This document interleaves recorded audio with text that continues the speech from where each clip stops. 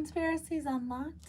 Today we are doing Britney Spears, chapter 41. And we start off with, we left off on that cliffhanger. Yeah. About how she actually, didn't make her announcement at MGM. She totally put everybody, it was the first time that she ever said no. Yeah. And kind of left us on a cliffhanger because her dad was like, I'm gonna make you disappear. Yeah, so she just walked out, signed the autographs, was peace Bye. out. Bye. She was supposed to announce her New Vegas residency, and they had made a big deal out of it, and she was just like, I'm good. Mm-hmm. So now her dad's pissed. Dad's mad. Now it's 2018. The holidays are coming up, and this walkout happened in October of 2018. So now it's the holiday. Now it's the November, beginning of December. She was feeling great. She was still in the back of her mind. She was always worried about her dad plotting, what is it going to be his next move? That was pretty bold. I've never done that before. Now what is he going to do? Mm-hmm. And Sam took her out on her birthday, and her birthday, I believe, is December 3rd. I don't know her birthday, but it sounds pretty close. Well, because one of my boys is right in that same time period. So whenever we were celebrating his birthday, it was her birthday. I know her birthday is December, but I don't remember. Yeah, it's in the first week of December. So, her dad was like, well, I'm going to take the boys. And Britney was like, oh, no, I want the boys. This is my deal. It's my kid. I want the boys. Mm-hmm.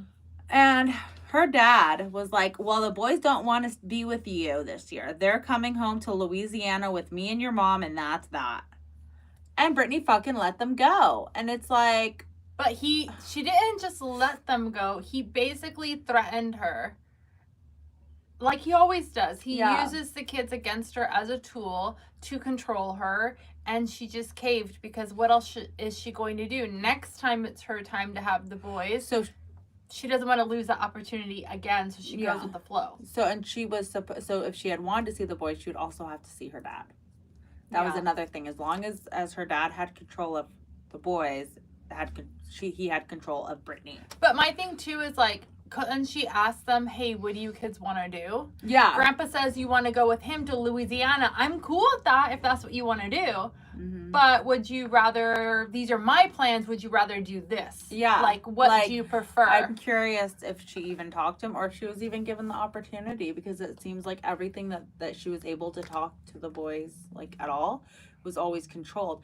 And I really do feel bad for the boys because it's they don't like her right now. They've actively come out in the open and been like, no, we don't like our mom. Well, it's because you didn't grow up with your mom. You grew up with this robotic figure that you were being pulled away from your mom this whole time. It's really sad when you think about it. They pretty much didn't grow up with mom. I mean, I feel like... And whenever they were with mom, it was totally chaotic, and not due to mom so much. It was actually chaos was happening because of her dad and outside conflicts like the paparazzi. It makes me think of if she was just with her and her boys and her dad was not involved and she was just living like a single mom, not Britney Spears famous, just they say that she has mental issues. Mental, what is the word I'm thinking of? Mental issues. No, I can't remember what she said. Oh. Did she actually say in the book yet? Was it bipolar or she didn't say that yet? Oh, she didn't say that yet. She didn't say it yet. Okay, I was trying to think of the actual name, but I guess she hasn't said anything in the book yet. Yeah.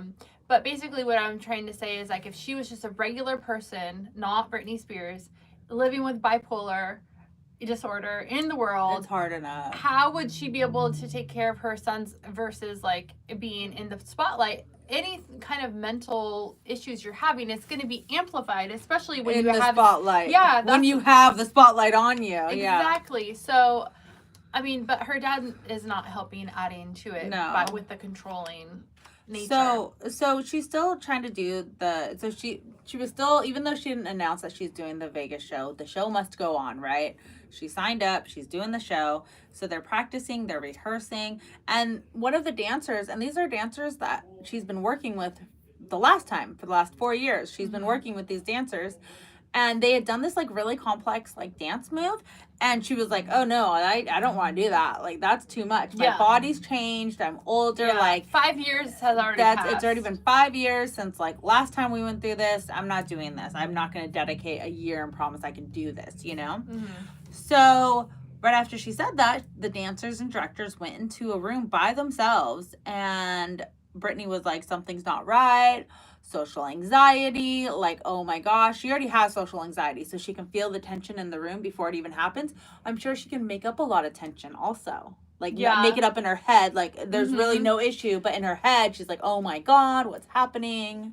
But we don't know how she was in these rehearsals too. If she was very demanding with them or not, because she could have been like barking orders at them, and she just didn't even realize it, because that's how people are. They're in denial. They don't want to know that they're barking orders. Like, what if she was making them feel uncomfortable in other ways? Not, she's focusing on this one dance move she didn't want to do, and she's saying that because she was refusing to do this one thing that they totally turned on her.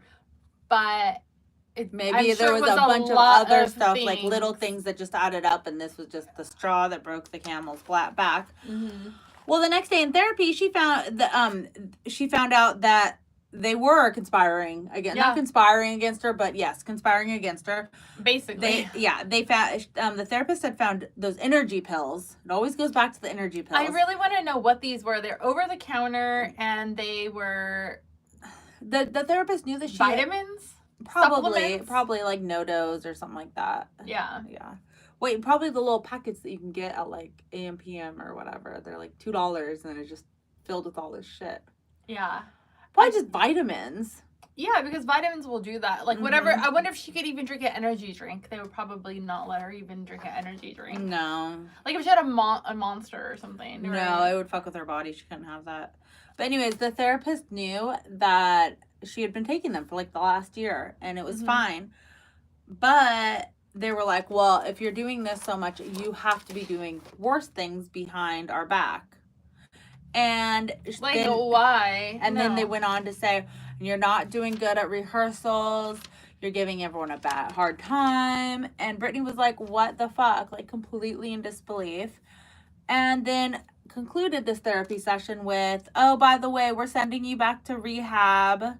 Yay! And, also, you'll be spending Christmas there. Merry Christmas. Oh, yeah. So now definitely no boys, no sons. And now she was going to have a very intensive psychological test done on her.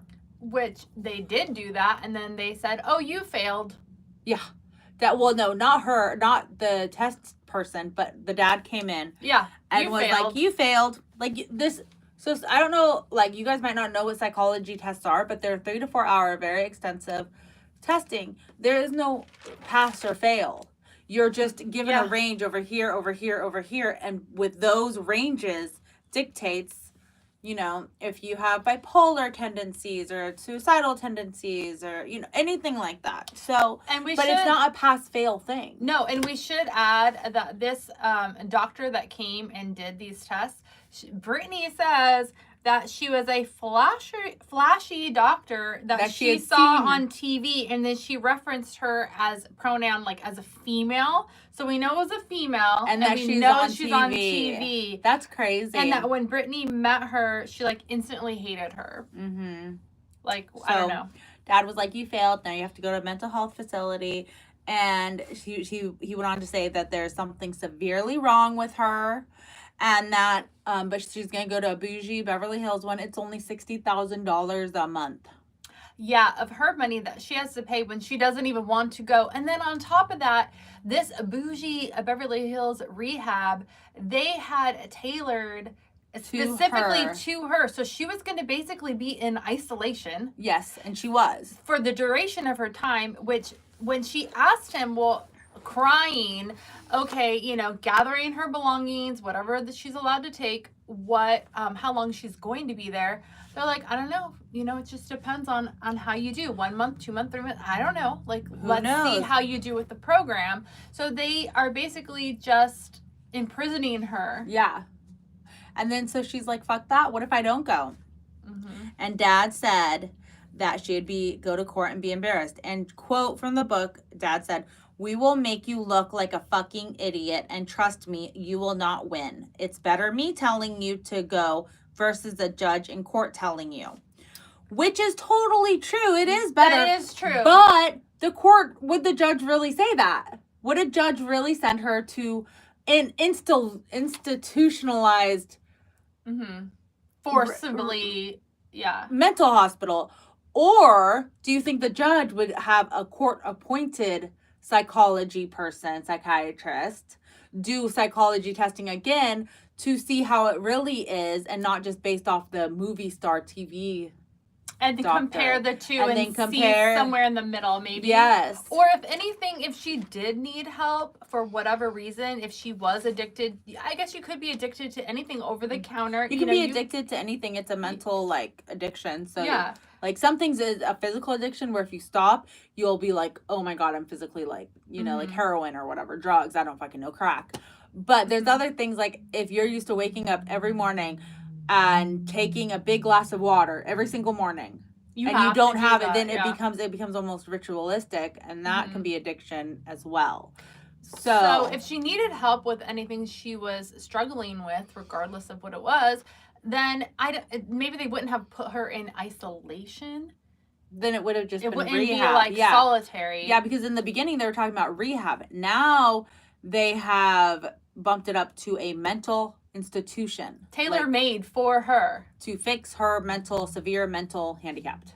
Which they have yet to say what... Well, she probably won't say what they are diagnosing. I don't know if there's a true diagnosis. I don't know either. But so she just felt like she was being gaslit, and I think she was just being manipulated. And they ended up keeping her there for months. And the next chapter is all about her stay at this mental hospital. So that'll be interesting.